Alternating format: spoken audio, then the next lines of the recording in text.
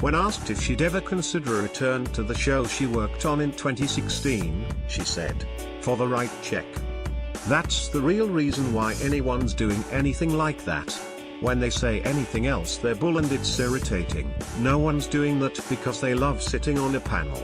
She adds to today's issue of the newspaper that having given birth for the first time in December 2016, her return to work last year was a lot sooner than she would have liked, and surprisingly it was due more to financial reasons than anything else. The 36-year-old is rumoured to be worth upwards of £2 million, but she now suggests that is not the case at all.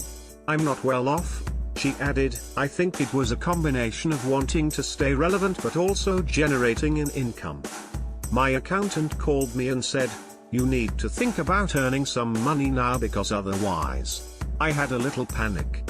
Meanwhile, the star, who has featured in 4 films, says she has never actually given up acting, and with tongue planted firmly in cheek, lays the finger of blame for people thinking that she has squarely at her agent's door. "I never left acting. I've just got a very agent." Touché. Sylvester Stallone is continuing to deny allegations of sexual misconduct now the claim against him is being officially reviewed.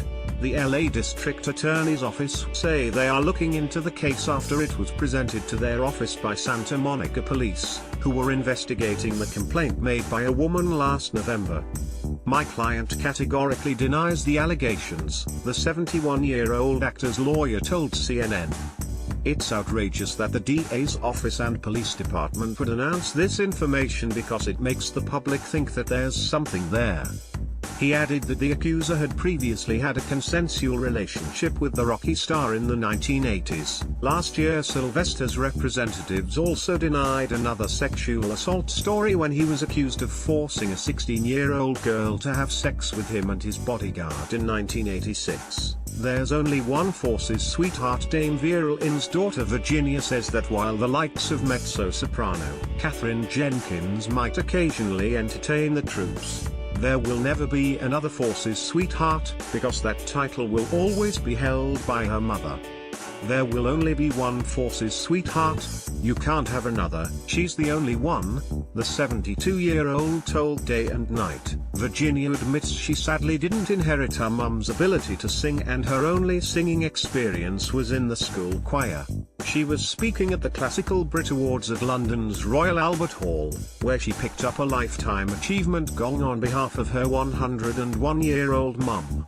Other people like Catherine and Hayley Westenra can go out and entertain, but you'll never have another one like my mum. Quite right too.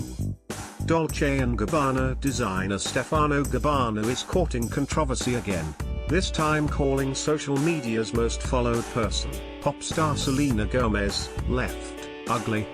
The fashion guru criticized the 25-year-old this week, writing in the comment section beneath her image on Instagram page, "The catwalk Italia e proprio brutta," which translates as "she's so ugly," when another stated that the woman with 138 million Instagram followers looks like a Pomeranian dog.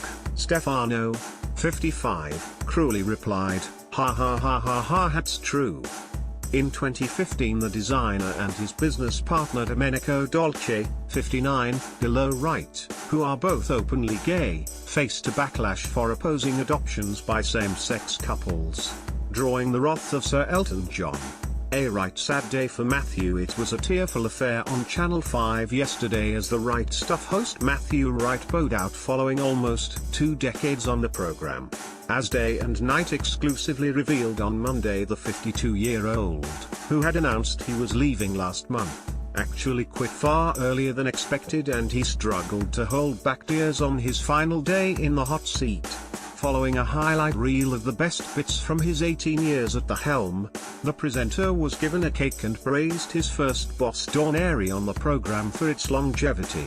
"Of course this show would have never gotten off the ground if it hadn't been the genius of my very first boss, who took a punt and put me on the telly back in the year 2000. A little later she encouraged me to let more of my personality come through, and I think that's when the Right Stuff really took off. Be naughty," she said. "Best advice ever.